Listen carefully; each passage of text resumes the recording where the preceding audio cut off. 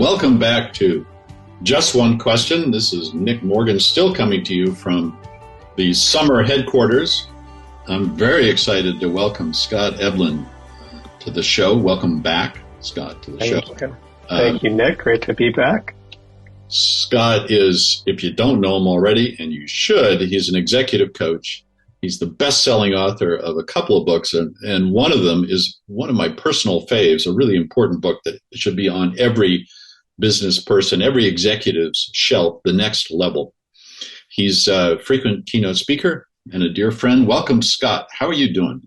I'm doing terrific, Nick. Great to see you at your new digs in Vermont there. I'm admiring the brickwork behind you. Looks very Vermont-y, I should say. Yes, that's not really a word, but we just made that up. Works for me. Vermonti shall be the word of the day. So what are you excited about these days? What's the post-pandemic the post-pandemic thing for me is something I started paying attention to during the pandemic, the peak of the pandemic at least. And it's the distinction between content and connection. You know, I think one thing that we learned, during the pandemic is all that content-oriented work that we never thought we could do online, turns out we can do online, right? You know, and even in my field, leadership development, we converted all of our leadership development programs to, virtual delivery. And for the programs that we run before and after deltas on, in terms of the improvement in the quality of the leader based on colleague feedback, the results were as strong as they've ever been, which is quite strong, right? I think what we've all realized is it's much harder to do connection online. But that said, I think we're going to have to learn how to do it. And, you've written the book on that. Can you hear me, right? And you've made some great points in that book about the data, that's lost in transmission through what we're doing today. I wonder, do you think we're better at it than we were? Are we, 2.5 years into this, are we better at connecting via Zoom and other modalities than we were pre-pandemic? It's a great question. And it's an important one, to your point, because we do have to figure it out. This is whatever the post-pandemic hybrid world is. It's not bidding a fond adieu to virtual communications. They will be with us for a whole host of reasons, efficiency and convenience, not the least of them. We have gotten better at doing it. We've gotten used to it. We've learned, to your point, that it can work. That isn't to say it's ever going to be as satisfying as a sit-down face-to-face meeting or as emotionally compelling. But we have figured out how to make it work. Your point about connection, I think, is really important and profound, the distinction between the two, because yes, we can do content. And what I found, just to sort of reverse it slightly or to turn it on its head slightly, is that if people bring the passion for the subject to the meeting, then you can make it work, especially in small groups.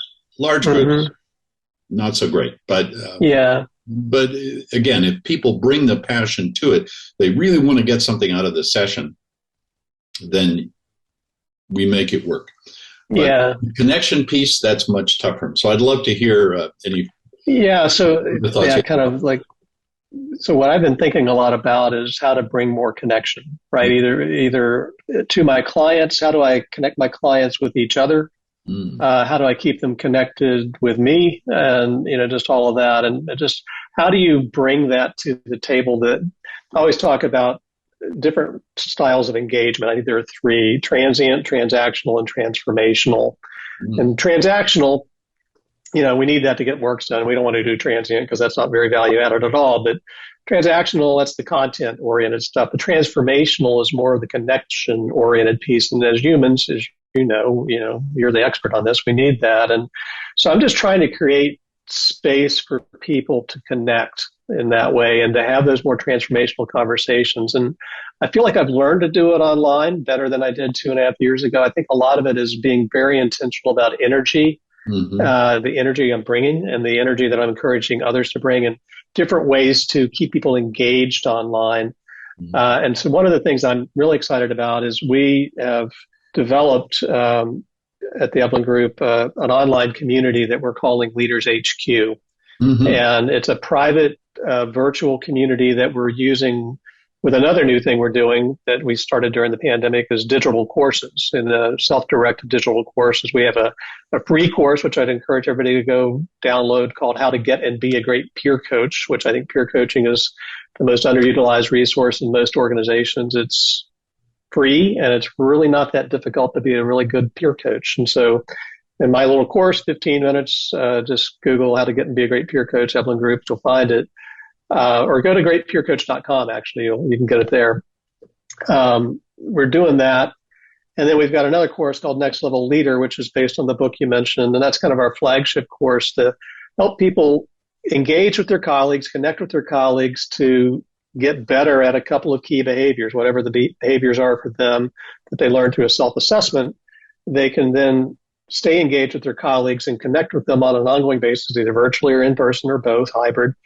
And iterate, rinse and repeat to get better at those behaviors. That Leaders HQ community is designed to support people in our courses and giving them ways to connect with each other, the students online. We have monthly office hours that we're doing to keep people connected with me in that way. But we're also introducing the Leaders HQ platform to our in-person programs. Well, I should say hybrid at this point, like a group coaching program that we used to do in 6 sessions in person over 7 months. Now it's one in-person session up front, hybrid or virtual in the middle, and then a closing in-person session still over 7 months. Nice. But that online platform, that Leaders HQ platform, is designed for resource sharing. It's designed to celebrate wins that people are having, to share the lessons that they're learning along the way, and just a repository and a place, kind of a central place for people to go and stay connected in between our conversations, whether they're in person or virtual. And it's early days with it, but we're pleased and intrigued with the uptake and are optimistic that it's going to be a thing. Fantastic.